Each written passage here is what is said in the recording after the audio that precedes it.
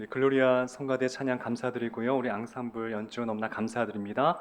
우리 옆에 계신 분들과 함께 오늘 이렇게 인사하겠습니다. 믿음의 큰 그릇을 준비합시다 라고 인사하시겠습니다.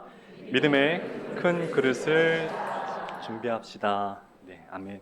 오늘 말씀의 제목은 빈 그릇을 빌리되 조금 빌리지 말고 라는 제목으로 함께 하나님 말씀을 나눴으면 좋겠습니다. 제가 시작하면서 퀴즈 하나를 제가 드리겠습니다. 넌센스입니다. 걱정하지 마십시오. 우리 할머니들과 목사님들에게 공통적으로 필요한 것이 무엇인지 아십니까? 우리 할머니들과 목사님들에게 공통적으로 필요한 것. 네, 그것은 영감입니다. 물론, 물론 이 앞에 영감과 뒤는 다르지만 영감이 굉장히 필요한데요. 성경에서 제가 이런 거 사실 안 하려고 하는데 여러분들 잠 깨시라고 제가 늘 그냥 이 연구해서 가져오는 거예요. 성경에서 영감의 사람이 한 명이 등장합니다. 바로 갑절의 영감을 받았던 엘리사입니다. 제가 2주 전에 엘리야, 스승에 대한 이야기를 드렸고요. 그 다음에 제자인 오늘 엘리사에 대한 이야기인데요. 여러분들 엘리야, 엘리사 이름이 비슷하지 않습니까? 이름에도 다 이 의미가 있는데요. 엘리야의 이름의 뜻이 무엇이냐면 여러분들 엘리라는 것은 우리 예수님께서 십자가에서 마지막에 뭐라고 절규하셨습니까?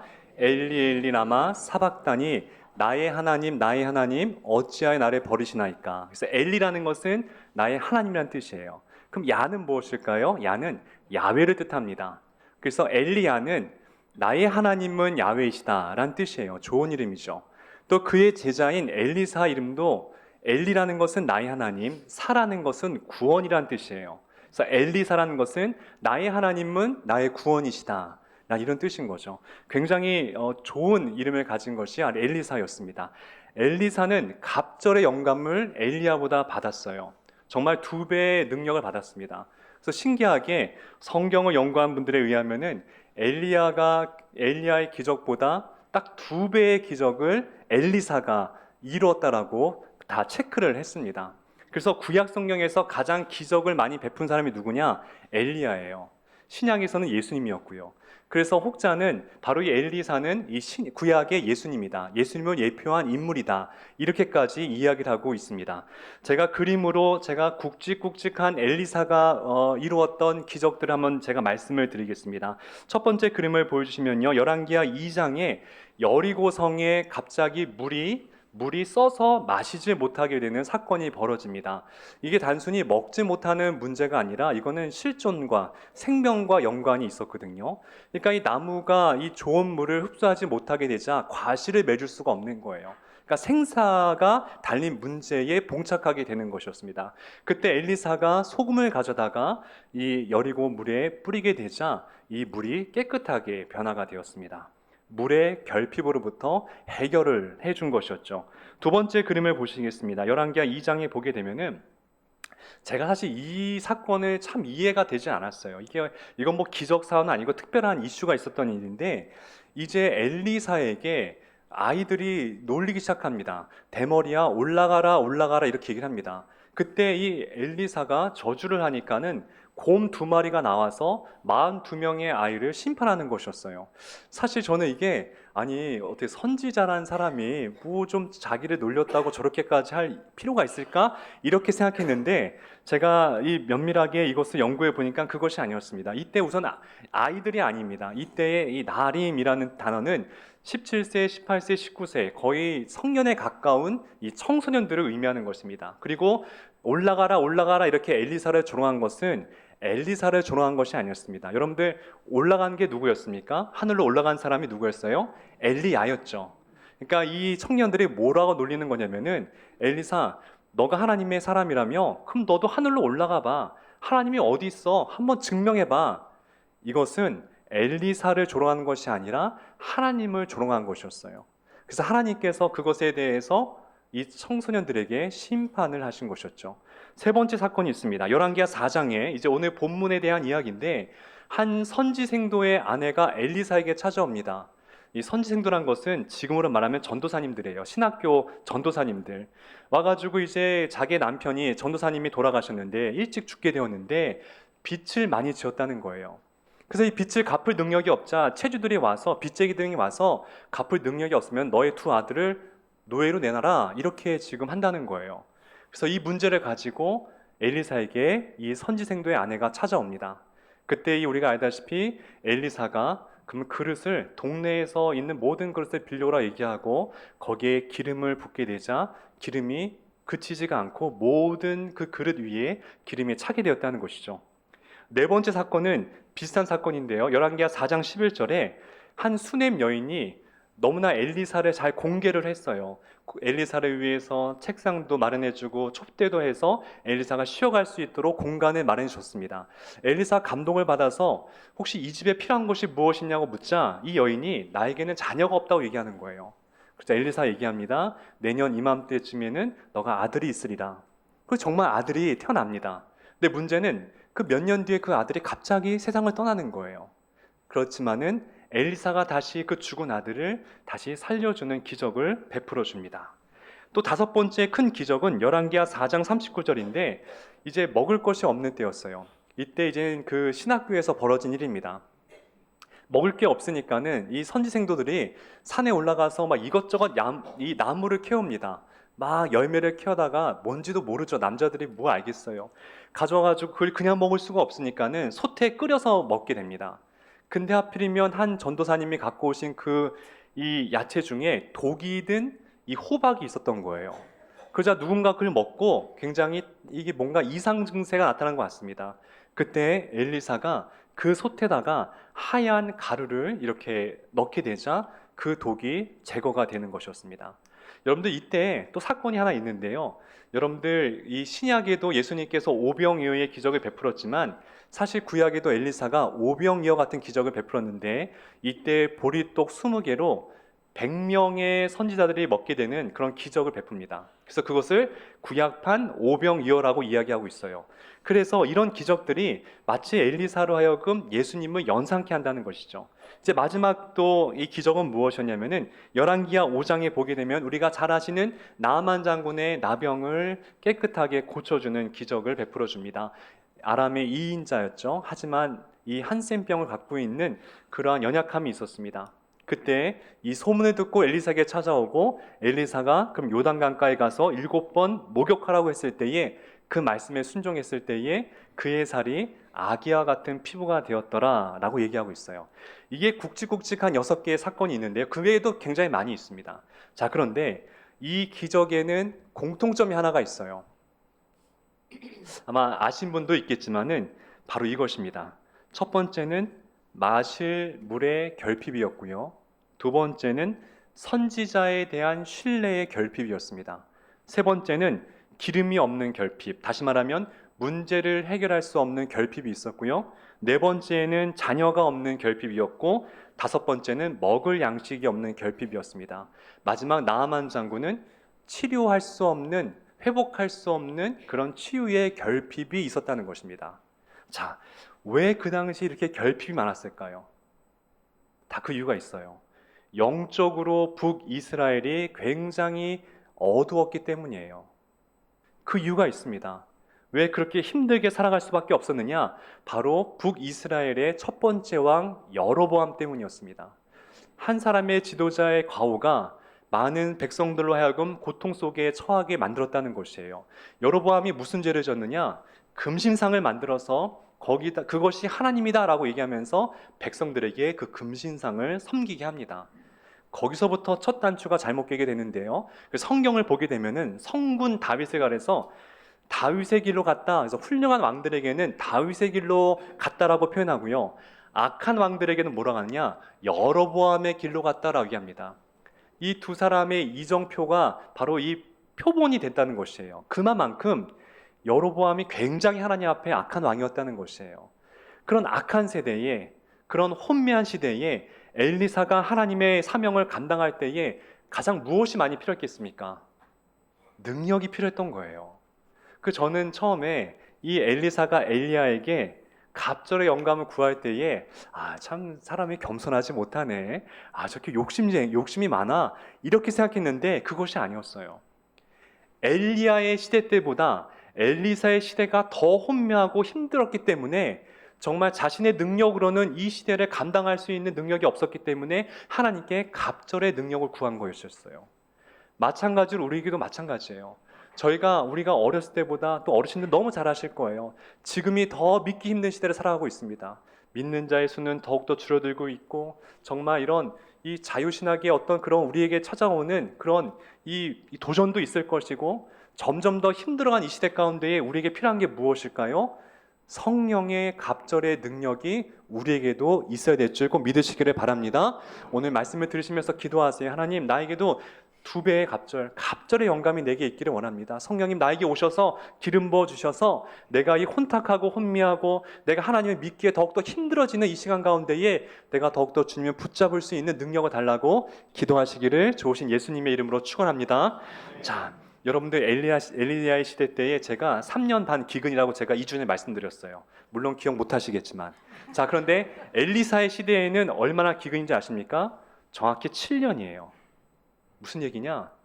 2배의 흉년, 2배의 어려움이 찾아왔다는 거예요. 이게 지금 우리 세대예요. 우리보다도 또 우리 아래 세대의 우리 자녀들은요, 더 신앙생활하기 쉽지 않을 겁니다. 그렇기 때문에 우린 하나님께 능력을 구하셔야 돼요. 자, 그런데 오늘 이제 그 능력의 엘리사에게 찾아온 선지생도의 그 부인에 대한 이야기입니다. 아까 이 전도사님의 부인이 와서 엘리사에게 찾아오는 거죠. 그리고 이제 하소연합니다. 저기 선지자님, 우리 남편이 젊은 나이에 일찍 세상을 떠나게 되었습니다. 근데 문제는 우리가 이 큰 빚을 졌는데 그걸 지금 갚지 못하고 떠났기에 지금 체주들이 내 2 아들을 노예로 데려가려고 합니다. 도와주십시오. 이렇게 사건이 시작되고 있습니다. 자, 그런데 이 여인이 가장 잘한 게 무엇일까요? 첫 번째 잘한 것은 바로 이 엘리사 앞에, 다시 말하면 하나님 앞에 자신의 문제를 가지고 나와 왔다는 거예요. 이 부르짖음에서 문제의 해결의 발단이 시작됐다는 것입니다. 여러분 믿으십니까? 여러분들, 우리가 문제가 봉착하게 되면은 다 만사가 귀찮아요. 아유, 하나님이고 또 뭐고 사람이고 다 귀찮다. 나만의 동굴 속에 들어가서 거기서 나오지 않고 거기서 웅크리고 어떻게 할까 탄식하며 지낼 때가 많아요. 그런 사람들이 왕왕 있습니다. 근데 그러지 말라는 거예요. 문제의 근본 되시는 하나님께, 해결자 되시는, 열쇠를 갖고 계시는 하나님께 더욱더 나와 오셔야 된다는 것입니다. 자, 그러면 잠깐 여기서 이 전도사님, 이 선지생도가 누구신지 궁금하지 않으세요? 저는 궁금했어요. 왜냐면 아니, 전도사님이 뭔 돈이 이렇게 필요하시길래, 그래서 돈을 이렇게 뭐 얼마나 크게 빌렸길래 이렇게 빚이 많으실까, 저 궁금했거든요. 근데 제가 성경을 이 주석을 보니까는 이 유대 역사학자인 요세푸스라는 사람이 있습니다. 이 사람의 기록에 따르면 이 선지생도는 열왕기상 18장에 있는 오바댜라는 그런 신실한 사람이었다라고 얘기하고 있어요. 그 이유가 무엇이냐면은 열왕기상 18장에 보게 되면은 아합이라는 악한 왕이 등장하거든요. 그 왕이 있었던 그 왕궁에 신실한 사람이 있었습니다. 그 사람이 오바댜라는 사람이었어요. 이 오바댜가 이 아합이 막 선지자들을 죽이려고 하자 이 오바댜가 이 선지자 100명을 동굴 속에 숨기게 하거든요. 그래서 굉장히 중요한 사람이에요. 경건한 사람입니다. 자, 그런데 그러한 경건하다라는 이 표현이 오늘 본문의 열왕기하 4장 1절에 선지생도의 그 아내가 엘리사에게 자기 남편을 소개할 때에 똑같이 그런 소개를 하고 있어요. 한번 본문을 보면서 제가 설명해 드릴게요. 자, 열왕기상 18장 3절에 이 오바댜를 이렇게 설명합니다. 아합이 왕군 맡은 자 오바댜를 불렀으니 이 오바댜는 여호와를 지극히 경외하는 자라. 이세벨은 아합의 부인이죠. 여호와의 선지자들을 멸할 때에 이 오바댜가 선지자 100명을 가지고 50명씩 굴에 숨기고 떡과 물을 먹였더라.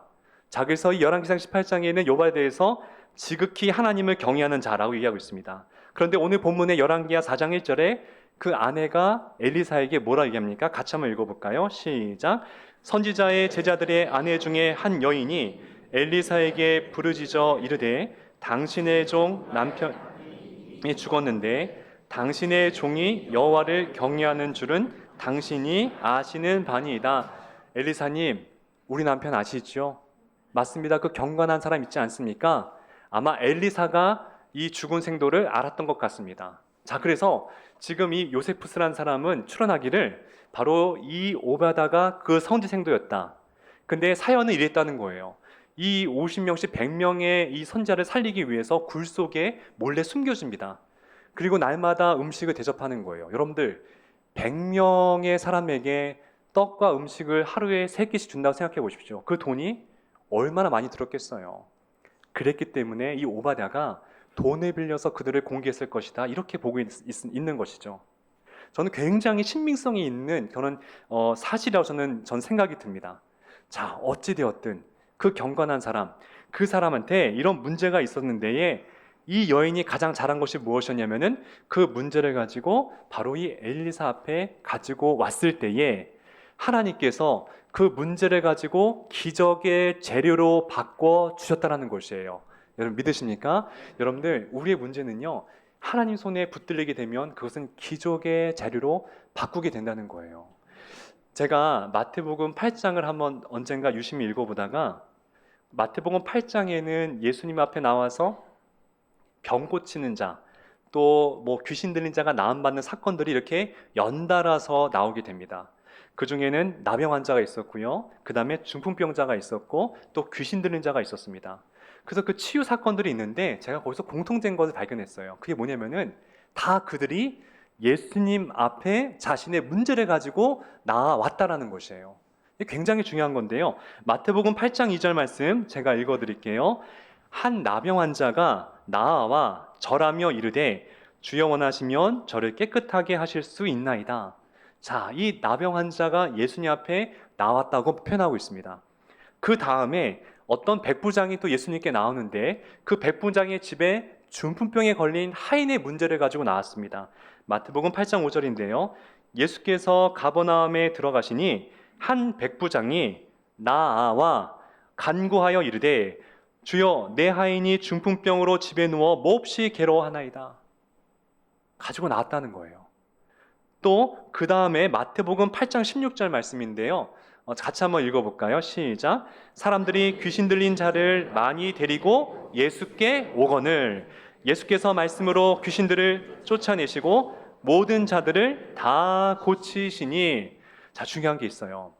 믿음이 있는 사람이 와서도 예수님께 나왔을 때 고침 받았지만은 믿음이 없어도 믿음 있는 자의 손에 이끌려서 예수님께 나왔을 때도 고침을 받았다는 것이에요. 공통점은 뭐냐고요?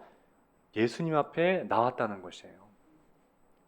하나님 앞에 내 문제를 가지고 나온 것이 너무나 중요한 거예요. 저는요, 제가 연수한 목사지만은 제가 목회를 하면서 자신의 문제가 해결되지 않았을 때, 기도가 응답되지 않았을 때 참 하나님을 떠나간 분들을 종종 많이 봤어요. 너무 가슴이 아팠어요. 좀 더 버티면 되는데, 좀 더 우리가 기도하면 되는데, 같이 함께 이거를 하나님의 뜻을 구해야 되는데, 이런 아쉬움이 너무나 컸다라는 것이죠. 여러분들, 하나님께 나오셔야 돼요. 무조건 나오셔야 돼요. 이건 저의 이야기 아니라 이게 왜 중요하냐? 히브리서 10장 19절에 너무 중요한 말씀인데요. 여러분들 나중에 꼭 집에 가서도 꼭 읽어보시기 바랍니다. 우리 히브리서 10장 19절 20절 같이 읽겠습니다. 시작. 그러므로 형제들아 우리가 예수의 피를 힘입어 성소에 들어갈 담력을 얻었나니 그 길은 우리를 위하여 휘장 가운데로 열어놓으신 새로운 살 길이요 휘장은 곧 그의 육체니라. 우리가 마음에 악한 양심으로부터 벗어나고 몸은 맑은 물로 씻음을 받았으니 참 마음과 온전한 믿음으로 하나님께 나아가자. 잘 보십시오. 하나님께 나아갈 때에 우리 인생에 새로운 길이, 새로운 살 길이 열린다는 것입니다. 믿으십니까? 분명하게 성경이 말하고 있어요. 하나님께 담대히 나아가자. 그때 하나님으로부터 살 길을 우리가 얻을 수가 있다는 것이에요. 여러분들 어디가 살 길을 얻을 수가 있겠어요? 돈 많은 유력한 사람들에게 가면 살 길이 생깁니까? 명의한테 찾아가시면 살 길이 생깁니까? 물론 그럴 수 있겠죠. 하지만 가장 중요한 것은 나를 창조하시고 내 문제를 너무나 잘 아시는 하나님께 나오실 때에 하나님께서 우리에게 살 길을 주신다는 것을 꼭 믿으시기를 축복합니다. 그래서 이 선지생도의 아내는요, 정말 중요한 게 뭐였냐면은 하나님을 원망하지 않았어요. 이게 굉장히 중요해요. 이게 쉬운 게 아닙니다. 왠지 아세요? 선지생도가 전도사님이잖아요. 평생을 하나님께 헌신한 자잖아요. 평생을 하나님께 헌신했는데 하나님 나에게 주는 게 이 응답입니까? 이게 결론입니까? 여러분 그러면 어떤 마음이 들겠어요? 배신감이 들죠. 내 남편이 평생을 하나님만 섬겼는데 고작 돌아오는 게 이 빚밖에 없습니까? 이럴 때에 얼마나 믿음에 배신감이 들 수가 있겠어요. 우리 다 그럴 수 있잖아요. 하나님 내가 얼마나 주님 내가 사랑하는데 어떻게 나한테 이럴 수 있어요? 네, 여러분들 우리가 믿음이란 것을 정확히 아셔야 돼요. 믿음이란 역경이 아예 없는 삶이 아니라 이 역경이 하나님께로부터 왔다면 이 해결도 하나님께 있음을 믿고 하나님의 절대적인 주권과 섭리를 인정하고 받아들여 그 역경이 순경이 되기를 기도하는 것이다. 여러분들 맞아요. 때론 하나님께서 우리에게 정말 순풍도 정말 순경도 주지만은 역경도 때에 따라서 우리에게 줄 수 있다는 것이죠. 욥이 그랬어요. 욥이 이유를 알 수 없었죠. 하루아침에 자녀에게 어려움이 생기고 경제적인 어려움을 겪게 되고 또 더 나아가서 자신의 육체의 아픔을 한날 한시에 이런 정말 몰아서 이 아픔을 얻게 됩니다. 부인이 옆에 있다가 이제 이렇게 얘기하는 거예요. 저는 이 욥의 아내를 좀 나쁘게 얘기하는데 저는 그렇게 생각하진 않아요. 욥의 아내가 뭐라 얘기하느냐? 당신 하나님을 저주하고 죽어버리라고. 저는 이게 믿음이 없는 사람의 고백이 아니라 너무 마음 힘들고 아프고 전 탄식의 소리라고 전 생각하거든요. 어찌되었든 그럼에도 불구하고 욥이 잘한 게 뭔지 아세요? 하나님을 떠나지 않았다는 거예요. 이게 욥기의 주제예요. 욥의 그 장구한 장수를 여러분들 한마디로 하면은 고난 속에서도 하나님과 밀착한 삶을 살았던 사람 욥이라는 거예요. 그때 우리 욥의 결말을 알죠? 2배의 축복을 받습니다. 욥이 그러잖아요. 우리가 하나님께 복을 받았으니 때로는 고난도 받을 수 있지 않겠느냐. 아내에게 이렇게 얘기합니다. 저는 이게 욥이 왜 하나님이 욥을 왜 귀히 여기셨을까? 전 거기서 조금의 답을 찾았던 것 같습니다. 여러분들 말처럼 쉽진 않죠. 우리의 고난이 너무나 얼마나 어렵죠. 빨리 지나가기 원하죠. 우리가 한번 이렇게 생각했으면 좋겠습니다. 이럴 때일수록 하나님께 더 감사하고 하나님과 밀착하는 시간으로 받았으면 좋겠어요. 제가 시를 좋아하는데 제가 이혜인 수녀님의 시를 좋아하는데 이혜인 수녀님의 그 어떤 결심이라는 시가 있어요. 제가 여러분 제가 되게 고난이 없어 보이시죠? 근데 저도 힘들 때가 있어요. 저도 좀 마음에 어려울 때가 있고 다 사람이 그렇잖아요. 제가 어려울 때마다 이 시를 제가 항상 봐요. 우리 이혜인 수녀님이 여러 암 투병 중이신데 이제 그때 쓰신 시 같은데 한번 들어보세요. 어떤 결심? 마음이 많이 아플 때 꼭 하루씩만 살기로 했다. 몸이 많이 아플 때 꼭 한 순간씩만 살기로 했다. 고마운 것만 기억하고 사랑한 일만 떠올리며 어떤 경우에도 남의 탓을 안 하기로 했다. 고요히 나 자신만 들여다보기로 했다. 내게 주어진 하루만이 전생애라고 생각하니 저만치서 행복이 웃으며 걸어왔다. 제가 이 시를 읽고 제가 옛날에 읽은 시인데요. 제가 이 시를 읽고 제가 누구를 원망하지 않게 됐어요. 정말로 원망하지 않습니다. 우리도 마찬가지예요. 하나님께 원망하지 않고 하나님께서 베풀어 주신 은혜만 고마운 일만 기억했으면 좋겠어요. 그리고 오늘 하루만 버티는 거예요. 그러면 하나님께서 내일한 선물을 주실 것이고 또 내일 그 하루만 믿음 안에서 우리가 행복하게 살면은 하나님이 하루로 쌓여서 하나님의 순풍의 때가 우리에게 찾아올 줄 믿으시기를 바랍니다. 고난이 목적이 아니에요. 고난이 끝이라고 믿으시면 안 돼요. 사람들이 왜 넘어지느냐? 이 고난이 결과라고 생각하기 때문이라는 것이죠. 아니에요. 과정입니다. 반드시 지나갑니다. 끝이 반드시 보인다는 것이죠. 자, 마지막입니다. 이 여인이 엘리사에게 찾아오자 엘리사가 얘기를 하죠. 그러면 동네에 있는 모든 그릇들을 빌려와라. 빌리되 조금 빌리지 말고 많이 빌려와라. 이렇게 얘기합니다. 여인은 아무런 이유를 몰랐지만은 동네에서 그릇들을 빌려옵니다.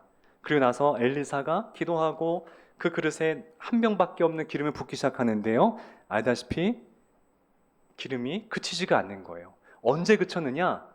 마지막 빌려온 그릇에 다 찼을 때에 그때서야 기름이 멈춰지게 됩니다. 여러분, 여기 굉장히 중요한 그 원리가 있어요. 신앙의 원리가 있어요. 여러분, 채우시는 것은 누구세요? 하나님이시죠. 기름을 채워주신 것은 하나님이지만은 기름을 준비하기 위해 그릇을 준비하는 것은 누구입니까? 우리라는 거예요.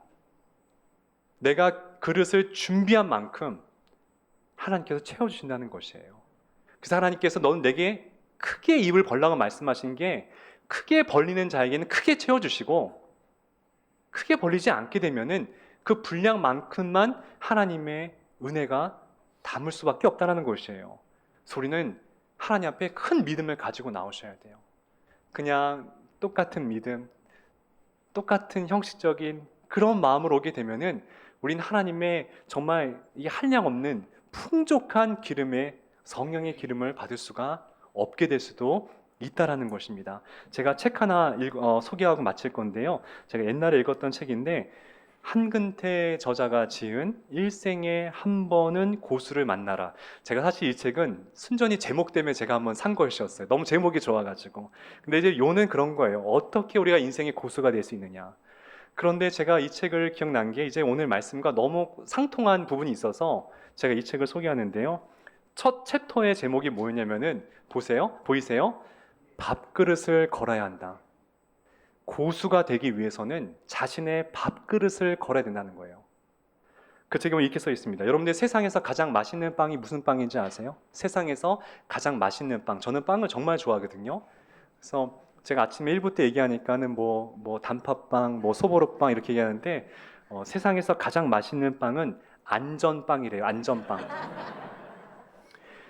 이 책에 이렇게 써 있습니다. 사람들은 안전을 추구한다. 공짜가 들어간 직장을 최고로 친다. 신의 직장이라며 부러워한다. 일하는 것보다 돈을 많이 주는 직장, 대충 일해도 잘릴 염려가 없는 직장, 들어가기는 어렵지만 들어가는 순간 평생이 보장되는 직장으로 사람들은 몰린다. 그러나 이런 곳에서는 고수가 탄생할 가능성은 희박하다. 탤런트 윤여정 씨에게 기자가 물었다. 배우님은 언제 연기가 잘 됩니까? 라는 질문에 그녀는 생계가 달렸을 때 제일 잘 됩니다. 라고 대답했다. 나는 깊이 동의했다. 고수가 되기 위해서는 밥그릇을 걸어야 한다. 하는 일에 올인을 해야 된다. 이 일에 실패하면 밥을 굶을 수도 있다는 절실함이 있어야 한다. 여러분, 동의하십니까? 오늘 이 선지생도의 아내는 자신이 갖고 있는 모든 밥그릇을 다 걸었어요. 그 동네에 있는 모든 집에 들어가서 모든 그릇을 다 가져왔습니다. 왜 그 밥그릇 다 걸은지 아세요? 그 밥그릇 안에 내 두 아들의 목숨이 달려있기 때문이에요. 그 밥그릇 안에 하루를 살아갈 그 여인의 앞으로의 삶의 살 길이 거기에 있었기 때문이에요. 그 믿음을 가지고 자신의 밥그릇을 다 건 것이었어요. 믿음 생활이란 무엇이냐? 우리의 모든 것을 걸고 하나님 앞에 나오셔야 돼요. 일주일에 한 번 형식적으로 그냥 나는 모태신앙이었기 때문에, 나는 목사이니까, 거기에는 하나님의 능력이 임하지 않을 수가 있다는 것이에요. 내 밥그릇을 거셔야 돼요. 내 신앙의 큰 그릇을 가지고 하나님께 나오셔야 돼요. 입을 크게 벌리고 오셔야 돼요. 그때 하나님께서 여러분이 상상하지 못한 하나님의 은혜를 여러분들께 공급해 주실 줄 믿으시기를 바랍니다. 그런 큰 축복을 누리시는, 큰 믿음의 그릇들을 준비하시는 복된 여러분 되시기를 좋으신 예수님의 이름으로 축복하고 축원드립니다.